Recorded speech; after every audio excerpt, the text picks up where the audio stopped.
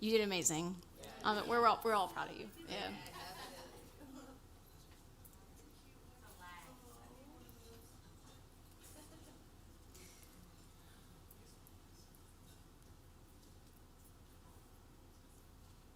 All right. Good morning, everybody. My name is Dr.Sarena, and I am very proud to introduce a new chapter in veterinary medicine, Chapter 8, where the Roman numerals 8 stand to Veterinary Inclusion and Intersectionality Initiative. So we're here today to bring together a community that is more inclusive both for pet parents as well as veterinarians, veterinary paraprofessionals, technicians like Alex. And you can go ahead and... Oh, you did? Oh, okay. Okay. All right. Well, I can... Oh, okay. Here we are. So what is this new chapter that we're talking about? So Chapter 8 is a nonprofit organization founded by me, cheese, in 2020, incorporated in Indiana, and we are still pending 501c3 status, but we are currently in that process. And this group aims to foster a representative and inclusive environment in the veterinary profession through advocacy, art, and accessibility. The reason why I formed this organization was based on personal experience as well as statistical reflection on the factors that are leading to lack of inclusion in our field. So how many brown, black, queer people are here today?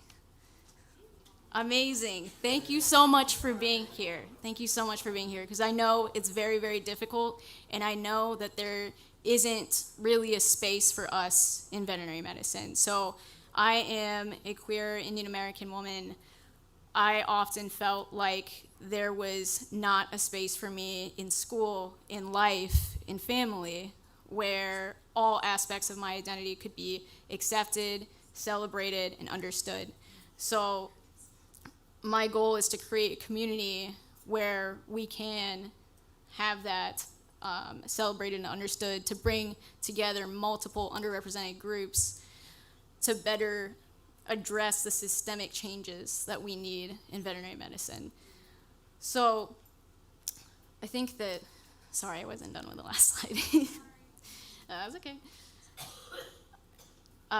So the way that we plan to make these changes is to create access to care as well as access to inclusive education opportunities at the intersection of marginalized pet parents as well as marginalized veterinary communities. Good for the next one.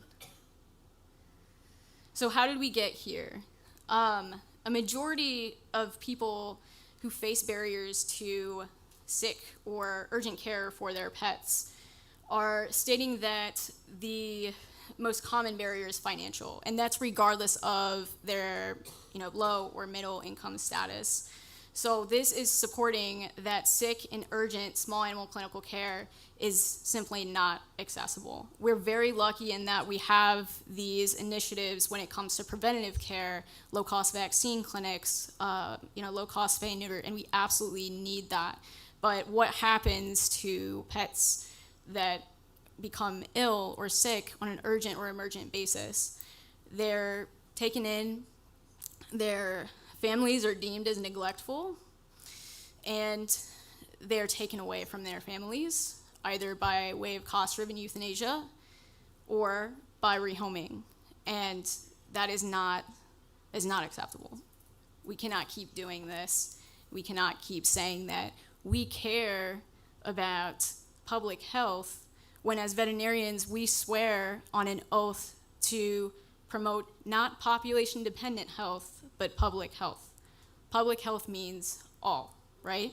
So that's why we are here to truly promote that spectrum of care in One Health. Younger populations are more likely to face a barrier of not knowing where or when to seek care. And half of the population with pets who experience urgent or emergent care, they don't even seek care. That could be because they don't know when, why, or how to seek care, it could also be due to the fact that people are not comfortable to go into these environments. I mean, how are you supposed to be comfortable when you run the risk of losing your pet? You run the risk of losing your family member. So this supports that education on urgent and emergent clinical care is not accessible. We're good for the next one. So how are we going to change this? I am an urgent care veterinarian, so my goal is to make urgent care more accessible, more inclusive, and the first clinic that we're going to build is going to be in Atlanta, Georgia, and we plan on collaborating with everybody who is in Atlanta. I know that we have a lot of people here. Yeah, we got the Trap King, we got Jasmine, we got Makiba, and we got Bianca and Tim too, I believe, right? Yeah. And you're on your way. Yeah. Everybody just come to Atlanta. Yeah. Yeah. It's a good place to be. I mean, yeah, so I'm definitely looking forward to that. We are currently establishing externship and internship opportunities to provide inclusive education on communication, leadership, and incremental care for interested veterinary professionals. So when we are in veterinary school, we're taught this idea of gold standard of care. For one, that terminology is extremely harmful. When you come to urgent or emergent care facility, you want to save your pet, and then for a veterinarian to come to you and say, well, this is gold standard practice, but unfortunately we can't do that, so your pet just may be better off dead, is basically what happens. And we cannot keep having that same conversation over and over again. So our goal is to educate students on what it means to provide inclusive and incremental care, not just this idea of gold standard of care or ideal, what's considered ideal. With this, we also plan to create early medical leadership and practice management or partnership opportunities to increase long-term representation, a sense of belonging for underrepresented individuals in veterinary medicine, and financial accessibility.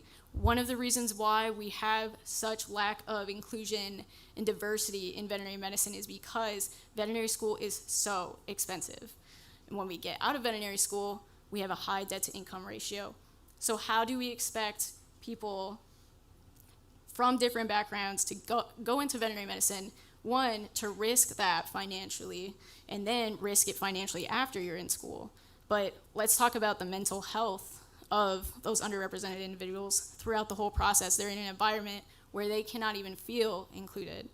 I was told that the reason why I got into veterinary school was because of the color of my skin. The reason why I got a scholarship was because of the color of my skin.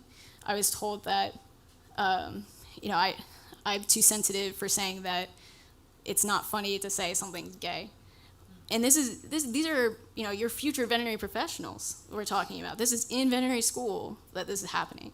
So the fact that that's accepted and it's continuing to happen, it's not okay. We need to create an environment for underrepresented individuals to stay in veterinary medicine, to feel comfortable in veterinary medicine, and to teach others that they can also feel comfortable here too.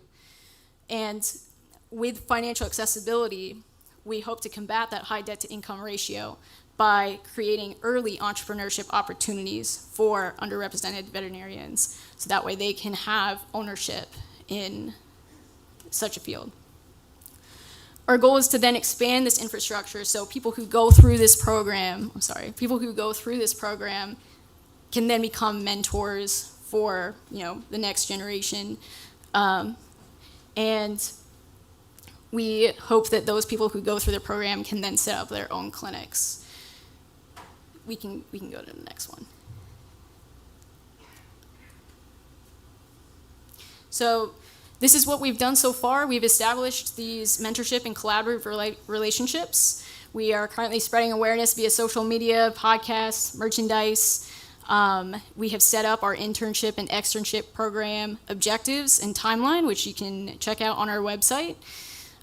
We have established a team to initiate our first incremental urgent care clinic. So that will be ran by myself, as well as another veterinary nurse who's on our board. And we have an existing incorporated organization with a board of directors and growing advisory board. So the challenges and barriers that Chapter 8 faces is largely monetary. And we are working on establishing that infrastructure that I was just talking about. I'm running out of time. Time commitment barriers, you see? Time commitment barriers. Yeah. And so, we need more time for these things, right? And collaborating with for-profit organizations, but that is a whole beast to get into that we can have on an individual basis. Thank you for listening to what I have to say today. Thank you for giving me this platform. This is the first time I've ever had this kind of a platform. And thank you to James and Jen for allowing me to be a part of this.